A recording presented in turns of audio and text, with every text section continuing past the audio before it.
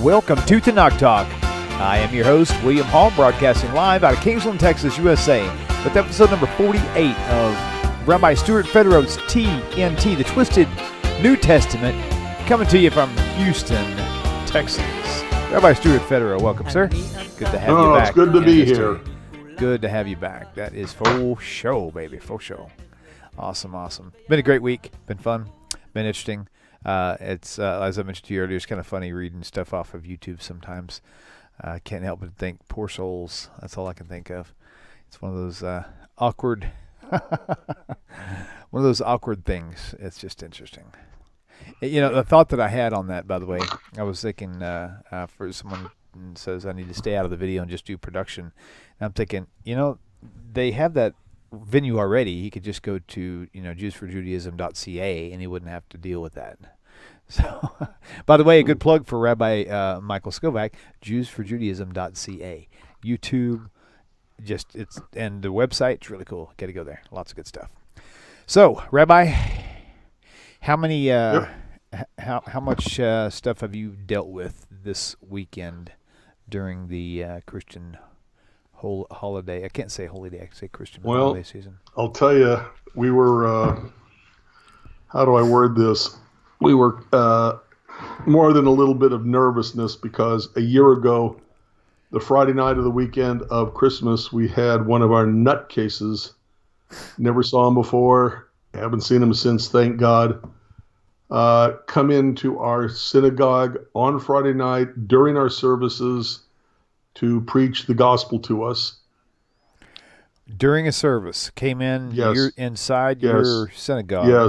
Yes. Wow. How do you do? What do you do in a situation? Over the pulpit, what do you do in a situation like that? Do you have people on standby who can actually, escort this guy to a seat or out or something? We do, but they're congregants. Right. So now I have sometimes I accidentally wear it, when it's not, when I'm not at the synagogue, I still keep it on. And when I don't even realize I got it on, I try to remember to leave it at the synagogue. But it's a button, and as soon as you push it, it notifies the police to come no matter what. Oh, wow. Nice. So they're, I think, 2.5 minutes away at the most. Right. It's ever taken them to. This happens, by the way, usually sometimes between Christmas and Easter. Mm-hmm. December through April, roughly. Wow. I don't know why, but you made me think of something, a conversation I had with someone on Facebook today. Somebody sent me a message, said they made the mistake of going with their family out to lunch or something like that, and it was their Christian, it was their Christmas lunch. And I have to tell you something. This lady said something that if I'd read it a year ago, I would have been, you're just too high strung. But reading it now, I totally know what she's talking about. And I know I know you're going to completely agree with it, just because we've talked about it before. She said, I'm literally growing to be completely just disgusted with New Testament believers and the New Testament, just completely disgusted with it. Not passively, but totally disgusted with it, because she said she went to lunch today trying to just be quiet and whatever, just be there. And people are pushing her into doing things and waving pork chops in front of her or things like that. What? Yeah, just being absolutely rude because they know where she stands. Family members? Yeah, family members. And just absolutely just being just downright, and they're supposed to be Christians, and it's like downright just ruthless to her. She said that I just completely hated it.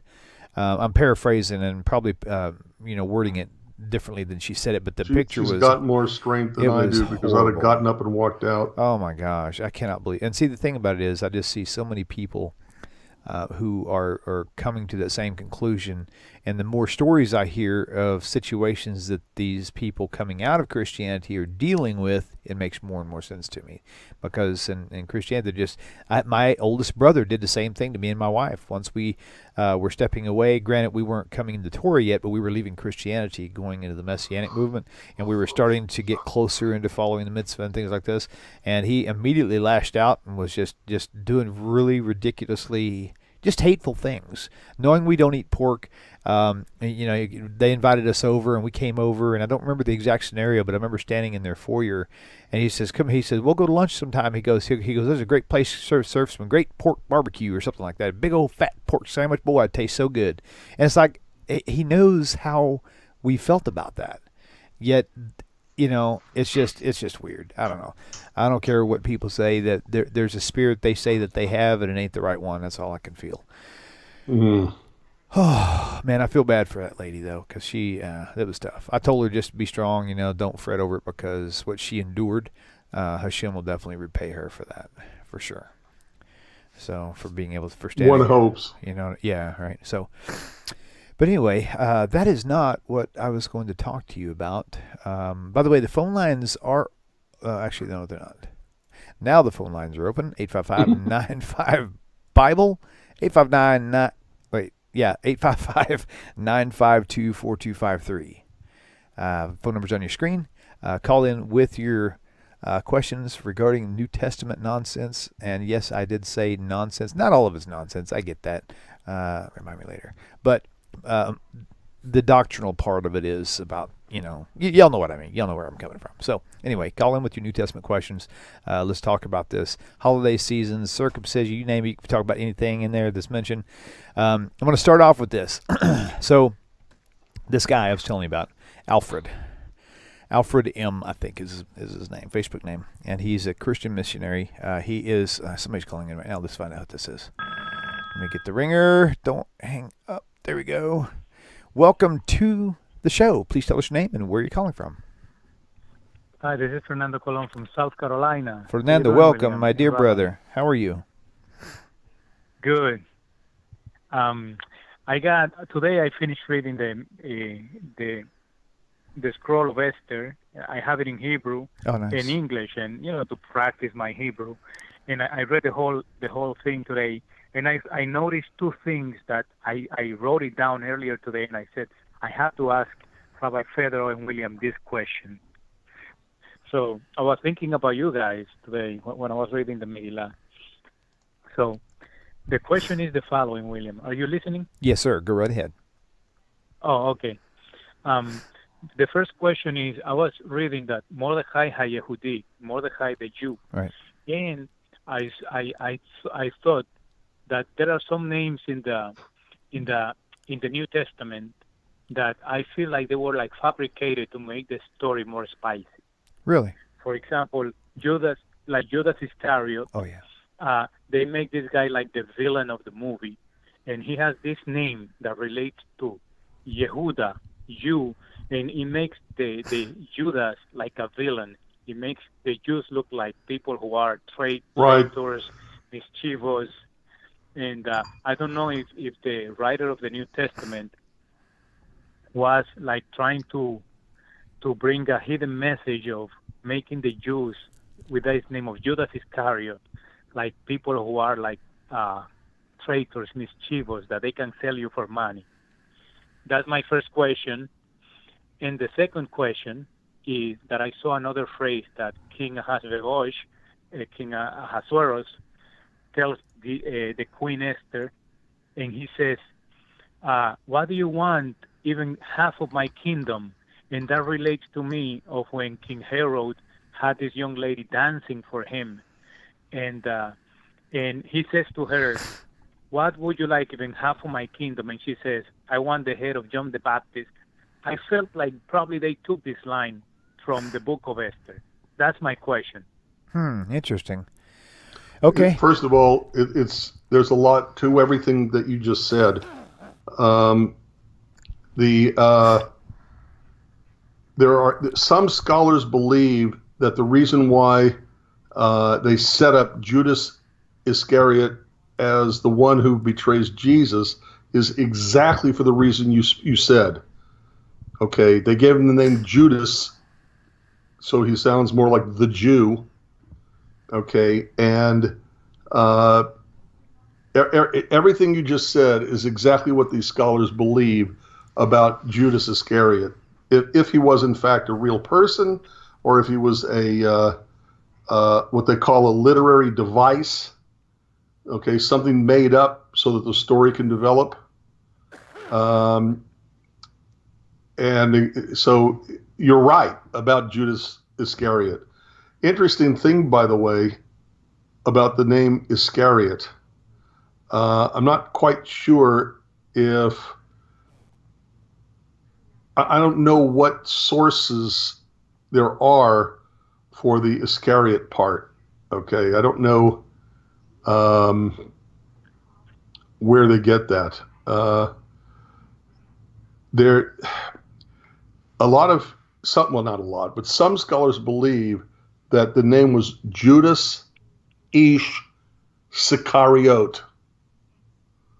Okay, the Sicari were a subset of the Zealots who would take a very, very long, very, very thin, but very, very sharp knife. And you may remember that the Zealots were they were those who wanted the open rebellion against Rome. They wanted to bring out a open rebellion, like a war against Rome, which, by the way, they later did. And the Sicarii were a subset of the Zealots who were the assassins. And they would use this long, thin knife, and quite literally, as they were walking by a person whose back would be to them, okay, as they would walk behind them, they would be able to hit them with the this long, thin blade. The blade would literally go between the ribs into the heart, and they would be able to pull it out again and keep right on walking. And the Sicarii, I believe, is a reference to these assassins, and they think that Judas Ish Sicariot, or Sicari, was a member of this group who were zealots. And depends on who you ask, which scholar you go by, et cetera, et cetera.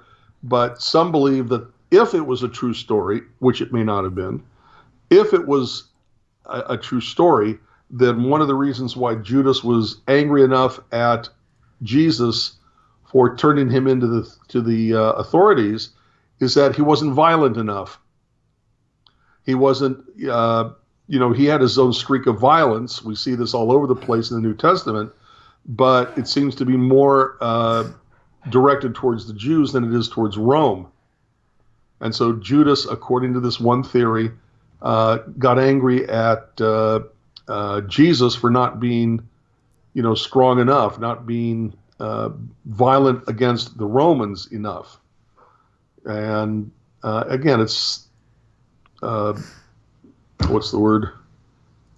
It's conjecture. Right. So just an interesting tidbit about the word Iscariot. So. Cool. Well, Fernando, did that answer your question? Well, there was one more thing he brought up, and that was regarding the, I believe, the book of Esther, but I can't remember. I can't remember exactly what his... Fernando, what was your question regarding the Scroll of Esther, the other one? King Herod, there was a young woman. The dancing part? Yes. Okay. Yes, thank you, Fernando. That danced for him. Right. Okay. Let me respond by saying the following. Matthew and Mark and Luke and John never knew Jesus. Jesus was dead in the year 30 to 33, one of those years. Still not quite sure which one. But the book of Mark is the first, then Matthew, then Luke, then John. And the earliest Gospel of Mark is considered to have been written about 64, 65, 66, somewhere in that range. Matthew, 10 years later. Luke, roughly at the same time, maybe 5 to 10 years later, but basically the same as Matthew. And then John around in the 90s. So you're talking about 30 to 60 years after Jesus was dead were these books written. They didn't know Jesus. They're making stuff up. And what did they use as a model? Stories in the Hebrew Scriptures, because they didn't know anything else. So Jesus is supposed to be the better Moses. Okay, Jesus the lawgiver, like Moses was a lawgiver. Interesting. Another side note, by the way, but if you take the Hebrew Scriptures, you take the Torah of the Hebrew Scriptures, so you're just dealing with the 5 books of Moses, and you count up the laws in the Torah, they come to 613. But the way in which you determine what is a law, when God tells Adam and Eve, be fruitful and multiply, is that a law? We consider it a law for all Jews. Okay. And the systematic way you go about looking at the 5 books of Moses to determine what is a law, if you use those exact same systematic way to determine what is a law on the Gospels in the New Testament, you come up with over 1,000 laws in Matthew, Mark, Luke, and John. 1,000 different laws, by the way. So we're not talking, Right. well, he says don't do it in here in Matthew, and he says don't do it in Mark, so that's 2. That's not what I'm talking about. Okay? That's a side note. But quite often, they didn't know Jesus, so they're using images, narratives in the Hebrew Scriptures, and basically rewriting them and putting Jesus into the narrative. So Moses gives a Sermon on the Mount, okay, lawgiver on the Mount. So does Jesus.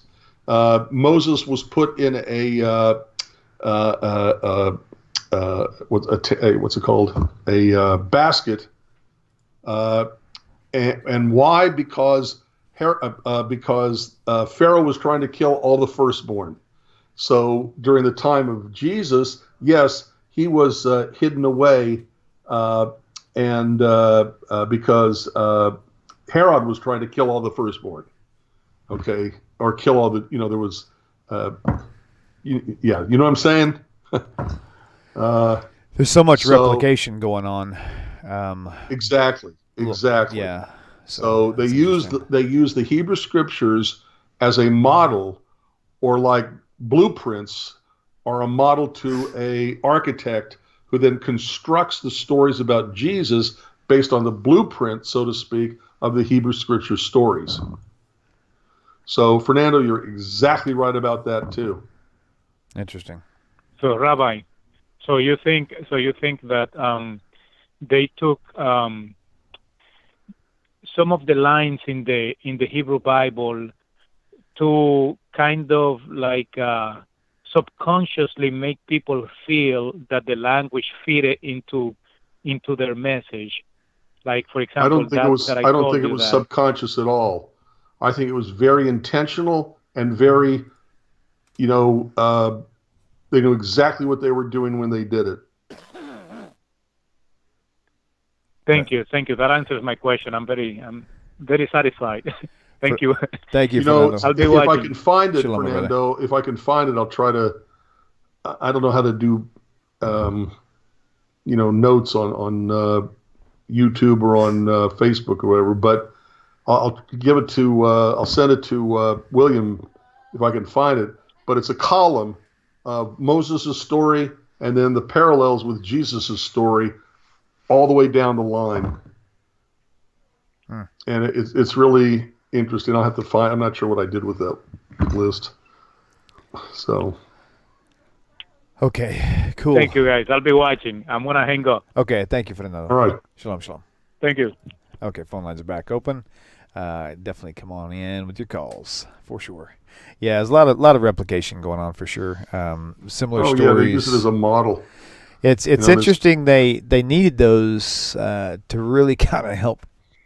I don't know, to kind of really help substantiate all their claims that they had anyway. So if I start telling you a story about a guy I know who was so truthful that when he accidentally or on purpose chopped down a cherry tree, and when his father asked him, "Did you chop down the cherry tree?" and he says, "Yes, I confess I did it," and that's being very honest, okay, I am striking bells in your brain, okay, of the image of George Washington.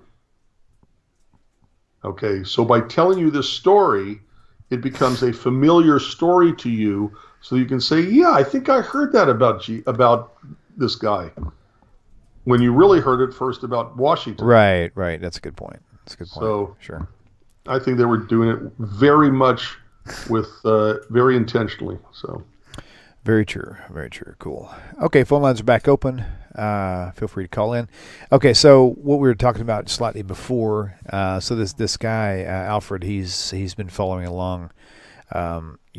Just coming in with all these crazy. The typical. I say crazy like they're new. They're not new. It's the same old stories that people have been using for years to try to convert Jews and to try to convince others to return to Christianity.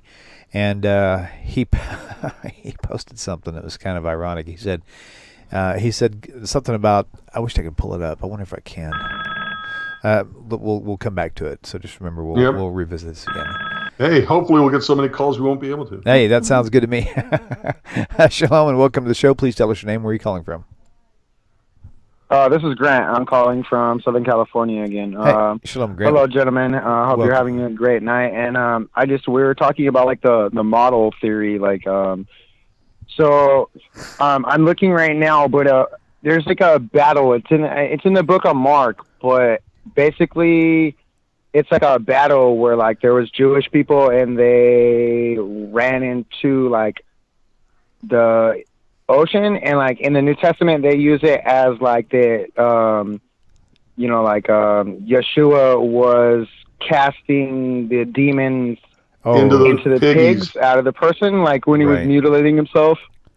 Into the piggies. But that story like is kind of an allegory, like what you were talking about, of like they're using it to use a battle that was between like 66 AD and about 70, which is about the same time that they're destroying the temple, and it's supposedly a vision. How is it a vision if it's happening right before you? And we also have to think that Josephus, he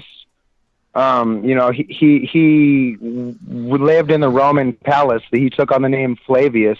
He had all those writings. He came out with the Antiquity of the Jews and a lot of other books. So, all this things where they used the Tanakh to write the New Testament. I totally agree with that, because that's the same conclusion I've come to with the studies. And I just wanted to ask the rabbi what he knew about like the Flavius situation. Obviously some of the other people, there was the first rebellion when Nero had sent people in and stuff like that. And I just wanted to know just any kind of just general stuff like that, just history stuff would be cool. Okay. You have to remember that Josephus, according to his own writing, do you know the story of Masada? Caller, I'm having trouble hearing you. Okay. Have you heard the story of Masada? Have you heard? Yes. Okay, good. Well, basically what happened is Josephus, according to his own words, was supposed to be the last person who killed themselves, not on Masada, but in another place. And instead of killing himself, he basically gave himself up to the Romans. And he started writing a history, and basically, how do I word this nicely? He's trying to kiss up, I'll put it that way, to the Romans. And he's also trying to put the Jewish community in the best light he can in terms of the Roman government, so that they'll look on the Jews with favor. So it's not necessarily so that he was the last person alive. Go ahead. Obviously, from them sacking the temple, though, that would be where they got all the Torah scrolls and all the information to rewrite the New Testament. I mean, that's proven through history. No, wait a minute. The Victor Wright, you wouldn't have to go to the to sack the temple to get these texts. The temple wasn't the only place where you would find, texts of the Torah.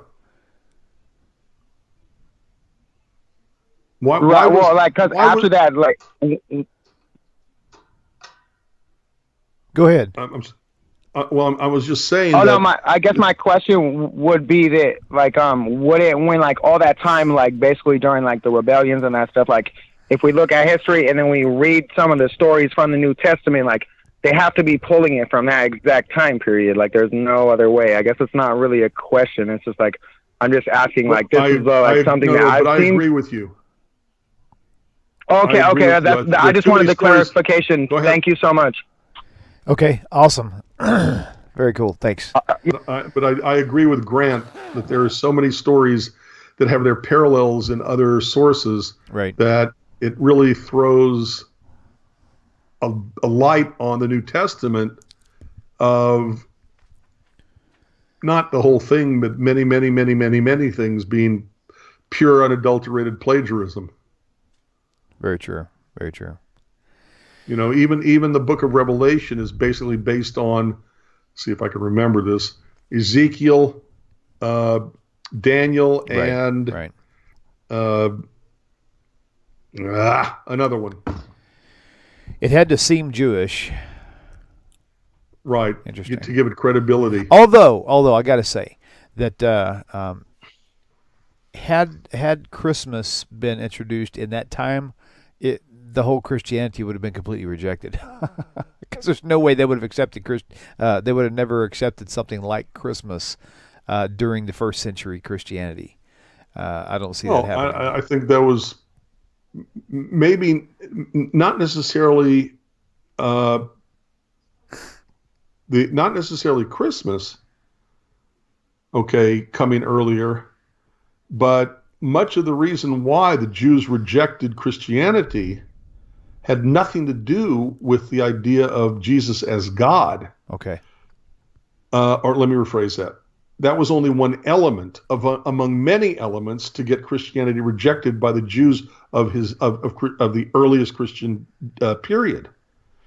I mean, the whole concept of an incarnated God, the idea of dying, saving man gods, right? The whole idea of the view of human beings as evil, and you know, the idea of original sin, the idea of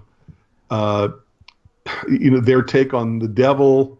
You know, the devil is mentioned I don't know how many times in the New Testament, and in the Hebrew Scriptures, the Satan is only mentioned like in four times, 5 places, in 4 books. It's Job, First Chronicles, I think Zechariah, and somewhere else, I think.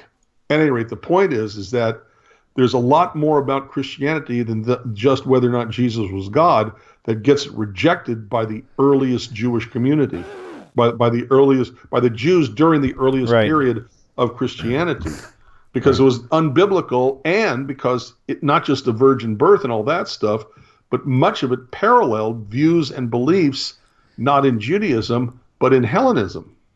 Okay. Oh, well, let me take a minute to say hello to a few people out there. Vili Stefano, shalom, welcome to the show. Tracy, Heber Morales has got a good question we're fixing to go to, John 8:12. EVW, who else is there? Let's see, IS, that's in my Bible. Mia Lively, good to see you guys. A lot of good viewers out there. Grant Dunn, Fernando, of course, we just spoke with him. Spoke with Grant. Rabbi Stuart, that dude is like a stalker. Mm-hmm. That's a good thing. We wouldn't have a show without him. Okay, Isaac Keller, welcome you guys. Good to see you. I thought somebody else I saw. Oh yeah, Lori Cash, very good. Very good. Good to see you guys. James, you as well. Okay, so let's go ahead and move on to Heber Morales' question. John 8:12, when Jesus said, "I'm the light of the world," what did he mean? Did he say it? Is there any relation with this and Hanukkah? Thanks. That's a great question. What do you think, Rabbi? I don't think it's related to Hanukkah. Okay, that's one thing. But when he says, "I'm the light of the world," what we were talking about earlier, and you're going to ask me who, and I'm not going to be able to tell you because of my bad memory, but the idea of a spiritual leader or demigod or what have you, calling himself the light of the world. I am the way, the truth, and the light. All these phrasing is very common among these pagan demigods. Okay. So what did he mean by it? I'm not quite sure. Look, what does a light do? A light illuminates to allow a person to see better. So the quote, no matter who it was about, whether it was Jesus or one of these other pagan demigods, okay, is saying, I help you see reality better. So I'm the light of the world. That's how I understand the terminology. When it was attributed to Jesus having said it, I think it's taken, like we were saying earlier, from other hero stories, narratives of other gods and demigods and whatever. Okay, so did he say it? Who knows what he said? The problem with anything in the New Testament is we can't tell from the New Testament what Jesus said, and frankly, from other sources outside of the New Testament, we can't say that there was one. There wasn't Jesus. So there's no way of knowing what in the New Testament Jesus actually did or did not say. Okay. As for this relationship with Hanukkah, no, I don't think so. And here's why. The idea of okay, I wish I had a show and tell right now. The 25th of December comes 4 days after what is the shortest daylight of the year, the winter solstice, the winter, whatever, yeah, is that what it's called? I think so. Yeah, winter solstice. I get solstice and equinox and all this other stuff mixed up. But what happens is it takes 3 to 4 days to realize that the light of each daytime is getting longer. It takes 3 to 4 days to figure this out. That's why there's a lot of holidays around the winter solstice in a variety of religions throughout the world. It's also not surprising that they call whatever they're doing in, after December 21st, a festival of light. Okay, the idea of light is a recurring theme among, these, someone told me there's over 20 different religions that have specific holidays centered around the winter solstice and a few days after. Again, because that's when you start, day seems a little bit longer today. Daylight, not the day. The day's still 24 hours, but how much light of the 24 hours do you get to see in terms of minutes or hours or whatever? And so it's probably in relationship to that, this common pagan theme of a festival of lights in the middle of December to correspond with the winter solstice and how the day is getting longer. The problem is that Hanukkah is not based on the winter solstice. It's actually based on the day upon which historically the temple was taken away from the Jews, and then I think it's 3 years later, but I can't remember which, the Jews took it back over, the 25th day of the Jewish month, which is called Kislev. Okay, but comparing it to the winter solstice and to the Christian calendar, where the winter solstice is always December 21st, Hanukkah can come as early as the end of November, which is like 3 weeks earlier. So the fact that it varies through in the year means it really doesn't have anything to do with the winter solstice. Otherwise, it would always be centered around the winter solstice, which would correspond every year to the 21st of December. So I don't really think there's a relationship with this to Hanukkah, with what Jesus was saying, light of the world. I think what he was, if he even said this, was probably saying, I give you a clearer picture of what the truth is like. Something like that. Gotcha. Okay, yeah. Cool. Okay. Feel free to jump in here. You know more about that than I would, so that's funny. Who knows? Oh, At any rate, wow. that's That's how I look at that. So That's cool. Okay, so I'm going to, unless the phone rings, which I hope it does, I'm going to go ahead and move right on into, I'm actually doing a little quick live to let everybody know on Facebook World that we're actually recording live right now. Okay, so this Alfred gentleman said he quoted something and said, anybody who misinterprets the Torah is, shame on him, curse, whatever the case may be. But he said this on my wall where I had put up a post regarding seeing how many people out there had left Christianity, and he said, you guys are all deceived or something like that. And but then this guy doesn't even know Hebrew. I mean, it's like, how does he know that we're deceived if he doesn't know Hebrew? So my question to you is, how important is it for if a Christian watching this wants to really know the truth, how important is it for them to go to the Jewish source, not necessarily to learn Hebrew, but go to the Jewish source, go to the people who actually know Hebrew to find out what the Hebrew actually says? No, actually, William, I would say they really do have to themselves learn Hebrew. Okay. It's look, I don't care what you're dealing with. I don't care if it's the Vedas of Hinduism or the Koine Greek of the New Testament or the Hebrew of the Tanakh or what have you. Unless you only want to rely on somebody else's opinion about what a verse means, you've got to learn that language for yourself so you can make your own translation and come to your own understanding of what the verse really means. There's which we've talked about often before, there's an Italian phrase, traditory, which means, or maybe it's traditory. Anyway, the point is, it is the translator is a traitor. So whoever does the translation for something, they're giving their own spin, their own own interpretation when they give their own translation of it. Every translation is an interpretation.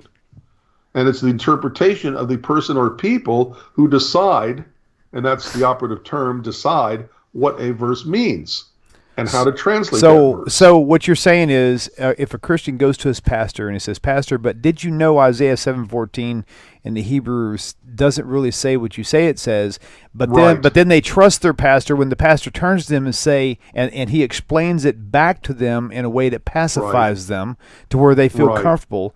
Why should they not trust their pastor? Why is that?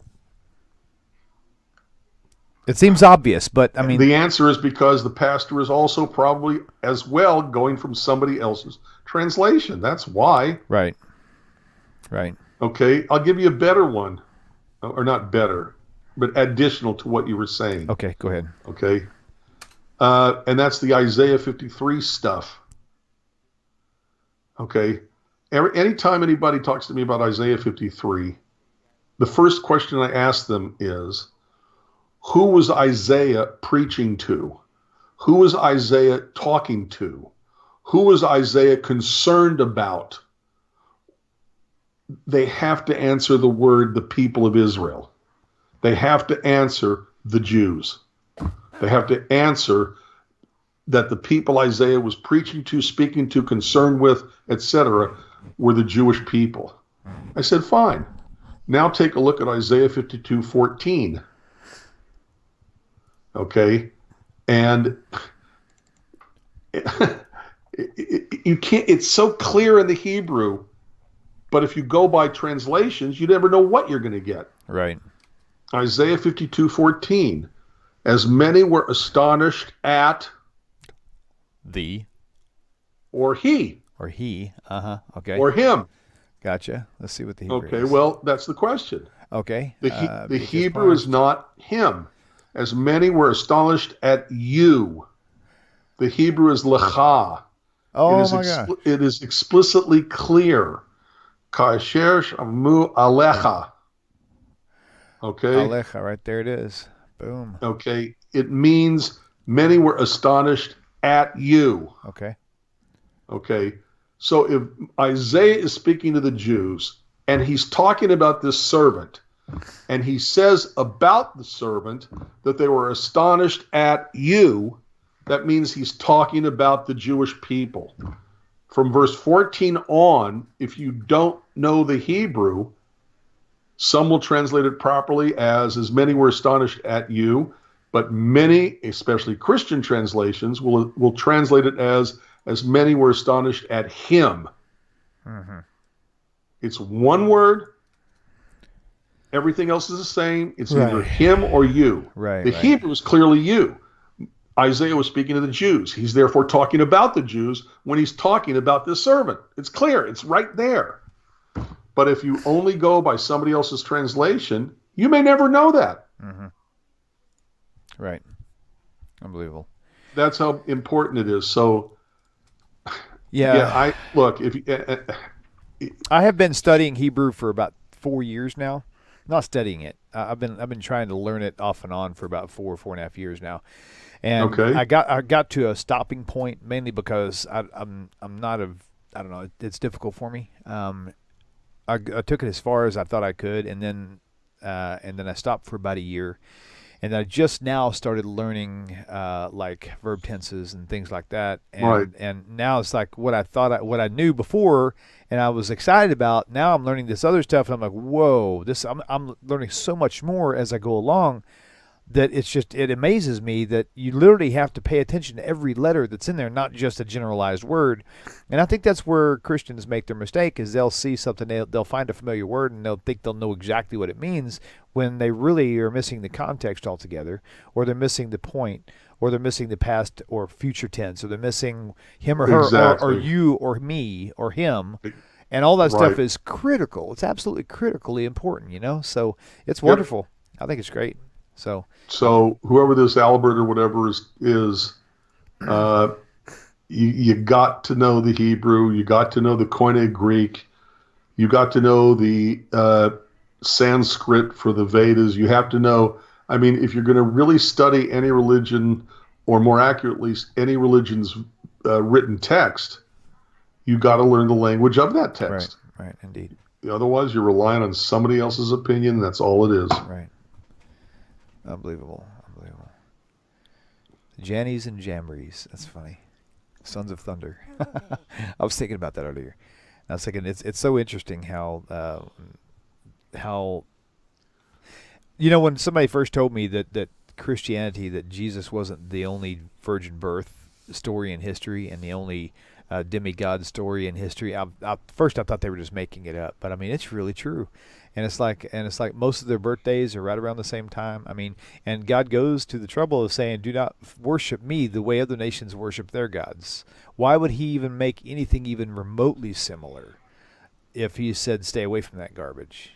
And so I don't know. Wait, say it again. Okay, so if God said, "Don't worship me the way other nations worship their gods," Right. why would God allow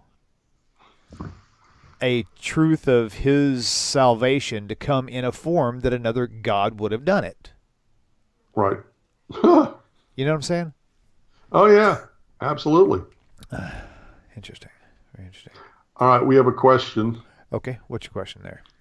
This is from Evergreen. Okay. You see it up on the live chat? I will here in just a second. Okay. YouTube, there it is right there. Okay. With the word William in capital letters. Oh, yeah, Evergreen. yeah. William, can you ask Rabbi Stuart to discuss this? Did you know that the Torah was created 2,000 years before the universe was created? Right. The Torah existed 2,000 years before. Okay, so, and then later he asked a follow-up question and says, can you please verify that this is true? Yes, I think. Unless he retracted his statement. I think it was first. It was presented as a fact, and then I think he said to ask Rabbi.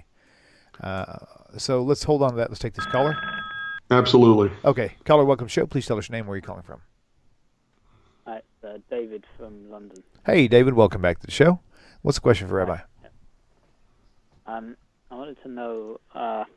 You said that it was not possible for. I think you might have said that it wasn't possible for Jesus to have been a rabbi because I can't remember the exact reason, but it was to do with either the Romans prevented poor people from becoming rabbis, or you didn't have rabbis they weren't called rabbis at that time.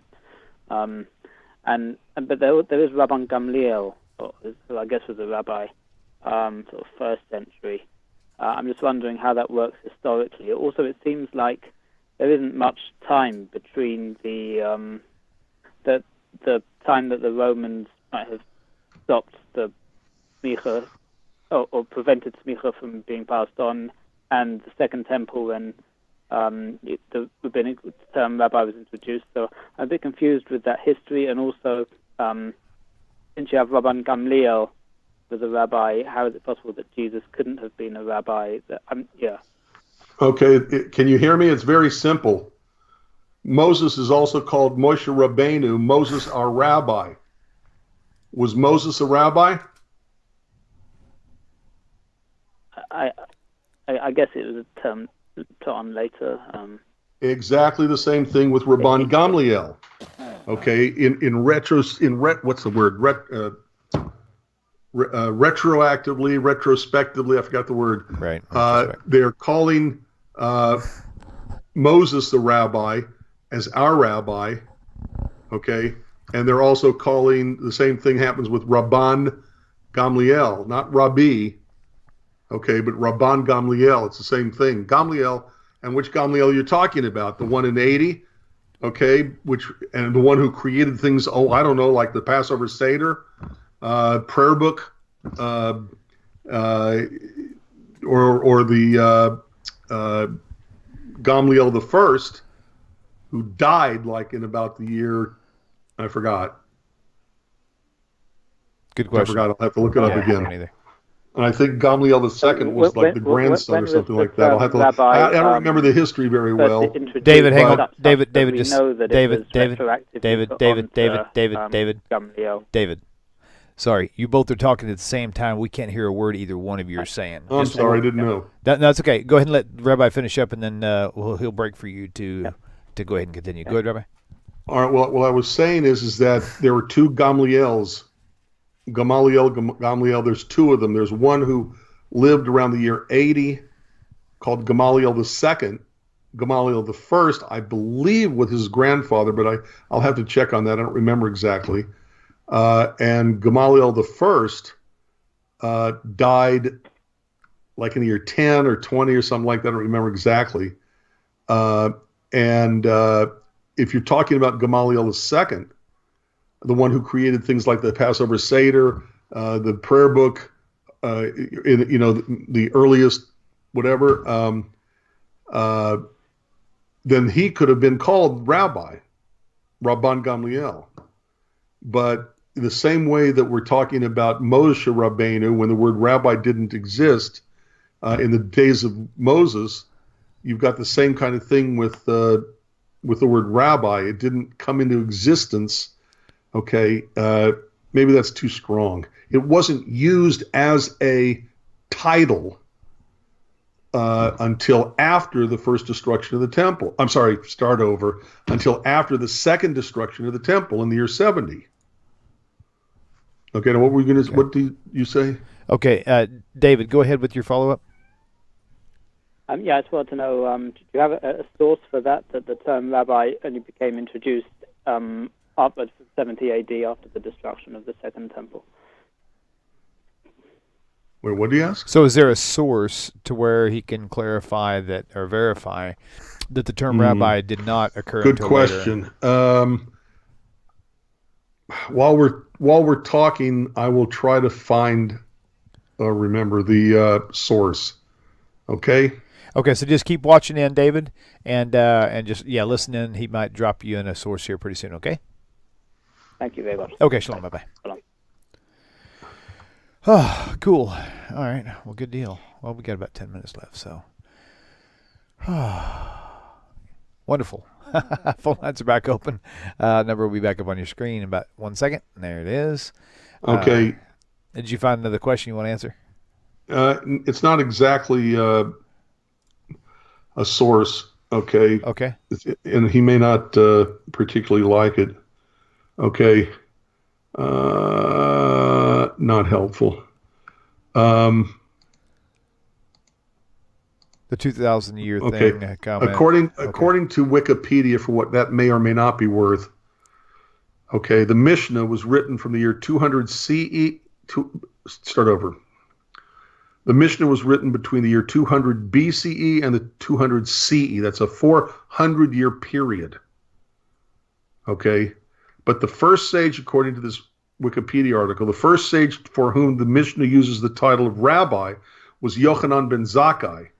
Yochanan ben Zakkai survived the destruction of the Second Temple in the year 70 and is the one who established Yavna.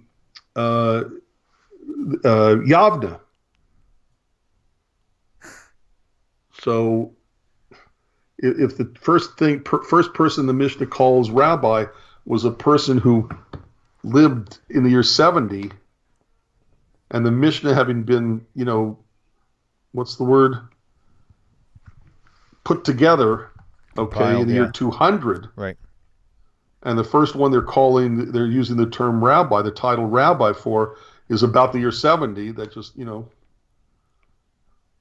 makes sense. Right.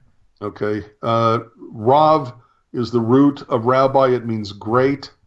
The word rabbi does not mean teacher. Right. Even if teaching is one of the things rabbis do, it's not what the word rabbi means. Okay. There's an accepted teaching on it that it is also an acronym, and I know, Rabbi, you've talked about that before, but Rosh Bnei Israel, the heads of the children of Israel, which is an accepted acronym for it as well. So yeah, good point. Just like they didn't have synagogues back in Moses' day, it just didn't happen. So can you go to synagogue? Do you have to go to synagogue on Shabbat? Well, did Moses go? I'm not saying yes or no. I'm just saying those are thoughts that come out. So Missouri Reaper says, hello, Rabbi, or hey, Rabbi.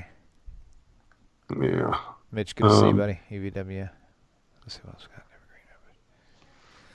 Okay, Evergreen says, Rabbi Stuart, did you forget about me? Let's go back and see what Evergreen said. Is this the question we were going to... Oh, yeah. We were going to... Oh, the 2,000 year thing, right. Right. We had just started to talk about it, Evergreen, and then we got the phone call, and phone calls take precedence. Absolutely. Every time. Okay, so the idea of the Torah being created 2,000 years before the universe was created and acting as a guide for God, is a midrash. I think it goes back all the way to Genesis Rabbah, but I'd have to check for sure. And I'm not going to do that now. Right. But by the way, you have the same concept, personally stolen, in my opinion, from the Midrash regarding the Torah, when the New Testament Gospel of John begins. In the beginning was the Word, and the Word was with God, and the Word was God. Okay, you have the same basic idea of the origins of Jesus predating existence. Right. Okay, predating creation. So you have the same kind of mystical, midrashic kind of approach in the New Testament that you also find in the Hebrew. In the rabbinic writings. It'd take too long to go look it up right now, but I'm pretty sure that goes back to Midrash Rabbah, Genesis Rabbah specifically. Right. Actually, but I'm not sure. Again, one of my failings is remembering chapter and verse and the sources of exact quotations and who said what when. I remember what they said. I don't necessarily remember who said it or when they said it. Right. So. Beautimus. Okay, we'll move on to another question. Let's see what we got here. Oh, we are just about out of time, but just want to say thank you also. A lot of people out there, you guys are spreading the word about Tanakh Talk, and I'm getting a few donations in from time to time for the new building fund. Yes, please donate, because it takes time and energy away from William, and not just mine, but so many others get video recorded, whatever the term is. I'm an old man. I said video. I almost said videotape. But please make donations for William. Otherwise, he can't keep doing this, and I want to stay on the air. I'm selfish. Give him the money so I can stay on. I want you to stay on the air too. Good thing is, if something happens, we don't. We're close enough. We can still be friends. So in the real world. So, but yeah, it's been really cool. Just been nice to see some things coming in. Like I said, I bit this thing off on my own, but if you guys will certainly want to jump in, man, more than welcome to it. TheKnockTalk.com. Just look for the PayPal button at the bottom of the front page or the second page, the donate tab, whatever. And so, but anyway, yeah, it's pretty cool. You know, I've been finding a lot of testimonies on this post that I put up on Facebook, Rabbi. At first, I was really overwhelmed by the responses. The first post I put up basically was just simply asked, how many of you have left Christianity like I did, just in general. And I said, please click the like button so we can kind of see how many of you. And within 24 hours, there was over 300 people who actually clicked the like, and actually about 150 comments on that. And so the next day I went back and put another post and says, now tell me why you left Christianity. And I was trying to keep it short because I figured, bypassers might read it, and the shorter it is, the more apt they will to actually read all the details of it. But I was reading a lot of the stories, and there's a lot of people out there that I'm really pleased to see. More and more of them that were pastors or ex-Messianic teachers, and see, you get talked to Christians all the time, and they'll call you blind, yet that person who calls you blind, number one, has never even read the New Testament through and through, never read the Old Testament through and through, but they call you blind, yet they will call a pastor blind for studying so much that he learned Hebrew and that he left Christianity too, but now he's blind because he learned too much. We've discussed this anomaly before. It makes no sense. I mean, circular reasoning. Oh my gosh, it is so absolutely ridiculous. By the way, can I make an analogy too? Yes, absolutely. I had a chip on my hat. I just reached up and scratched my head. Okay, yes, go ahead. The Quran. Okay. The Muslim community says, oh, you cannot understand, you cannot know the Quran unless you know the Arabic. The vast majority of Muslims who are not Arab, like Indonesia, the native language there is not Arabic, but Indonesia is a very Muslim community. Right. They do read it, not all of them certainly, but most certainly, read the Quran in translation into the local language of Indonesia. This is true in the Muslim areas of India and the Far East. So it's the same kind of thing. Yep. Okay. The people, everybody makes a claim, but it's actually a valid claim for all. If you don't know the original language, you're allowing someone else to tell you what it means. Mm-hmm. They could be scholarly, they could be not scholarly, they could tell you the best translation of all is the New International Version, which by far it is not. They'll say, oh, the King James is a terrible translation. Well, yes, but if you know the passages to be careful on, the rest of it's not so bad. Right. Yeah, very true.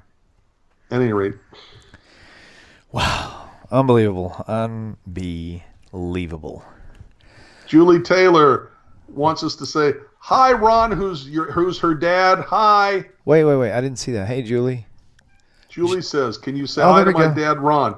Hi, Ron. Hi, Ron. Shalom from Julie's friends, Rabbi Federow and I. So, welcome. Very good. Oh, you got some more hi Rons coming Mitch to you on the FTD, YouTube channel. Bart Ehrman on the history of the New Testament. Absolutely. Nice. Yes, indeed. Yep. Aleichem Shalom, Mr. Grant Dunn. It is a pleasure. Thank you all for tuning in. It's been a blast as usual. This is definitely a wonderful, wonderful highlight. And thank you, Tracy. You're very welcome. Thank you all for tuning in. Subscribe to the YouTube channel, and don't forget. Hey, William. Yes, sir. The one thing we haven't done is the finger dance. I don't know what. No. The one thing we haven't done tonight. Wish everybody a merry. Oh, you ain't gonna hear that from me. Happy Hanukkah Kwanzaa or something like that. Oh boy, I could say happy holidays. I mean, there's going to be Christians Sunday, watching, and I the gotta thing tell you, is, I don't just- wish anybody any ill. I don't care what religion you are. Just do your thing. Just study your Bible. That's all I got at. Study the Hebrew leave me scriptures. alone. I don't care what you believe. Just leave. William, my mother, when I was off at college, Right. seminary, Okay. I was so impish. God forgive me, may she forgive me. But I'd call her up and I'd say, Merry Christmas. She'd get so Are mad. you serious? I Oh, don't my celebrate. gosh. I get enough of that from the Christian. I don't wanna... That's funny. That's Anyway. funny. Unbelievable. Well, cool deal. Well, I guess we're going to sign off here. If I could find my mouse. There it is right there. Get some Muzak a-rackin'. So show us the finger dance. Come on. There it is. The infamous Rabbi and his pet fingers. All right. Shalom, everybody. It's so good to see you all, you out there. Great viewing tonight. Good questions. Good answers. And we'll see you guys 1 week from tonight. Hashem willing. Same time, same place. So you guys have a great week. Shavua Tov. And we love you guys. Y'all take care. Bye-bye. Shalom, everybody. Shalom, shalom. אני אתה אתם תמיד תמיד כולם ביחד חשוב מכל חשוב והכרחי להיות ביחד איפוק זו העוצמה ויתור זו הגדולה השאיפה והכמיהה אני אתה אתם תמיד תמיד כולם ביחד חשוב מכל חשוב והכרחי להיות ביחד איפוק זו העוצמה ויתור זו הגדולה השאיפה